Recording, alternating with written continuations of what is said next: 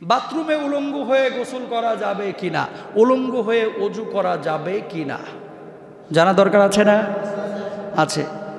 আল্লাহ রাসূল সাল্লাল্লাহু আলাইহি ওয়াসাল্লাম কখনো উলঙ্গ হয়ে গোসল করেন নাই। এখন প্রশ্ন হচ্ছে যে জায়েজ নাকি না জায়েজ? উলঙ্গ হয়ে গোসল করা জায়েজ। প্রথমত আপনি যদি বলেন যে উত্তম নাকি অনুত্তম, অনুত্তম, উত্তম না। কারণটা কি? নবীজি করেন নাই, আপনি কেন করবেন? আর রাসূল আকরাম সাল্লাল্লাহু আলাইহি ওয়াসাল্লামের একটি হাদিস, হযরত মুয়াবিয়া ইবনে হায়দার রাদিয়াল্লাহু তাআলা আনহু তিনি বলছেন, ইয়া রাসূলুল্লাহ, হে আল্লাহ রাসূল, কতটুকু আওরাতুনা মা নাতি মিনহা ওয়া মা নাযারা। হে আল্লাহ রাসূল সাল্লাল্লাহু আলাইহি ওয়াসাল্লাম, কতটুকু সতর আমরা ঢাকবো আর কতটুকু সতর আমরা উন্মুক্ত রাখবো? নবীজি সাল্লাল্লাহু আলাইহি ওয়াসাল্লাম বললেন, তোমার স্ত্রী এবং দাসী ছাড়া যাদের কাছে তুমি যাবা সতর অবস্থায় যাবা।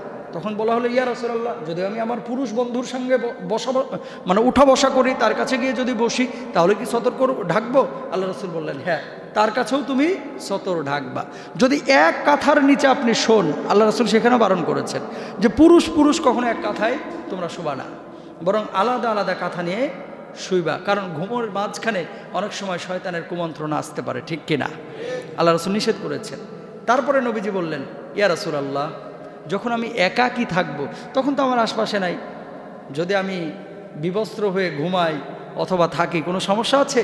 আল্লাহ রাসূল বললেন, আল্লাহু আহাক্কু আইয়াস্তাহিয়া মিনহু। আরে আল্লাহর কাছে তো আরো বেশি লজ্জাশীল হওয়া উচিত তোমার। গরমকালে ফারাক্কাবাদ খুইলা পুরা ঘুমায় থাকে অনেকে, কোনো হুঁশ থাকে না। লুঙ্গি কোথায়, প্যান্ট কোথায়, আর ফিতা কোথায়, ভাই হুঁশ নাই। এগুলো করা যাবে?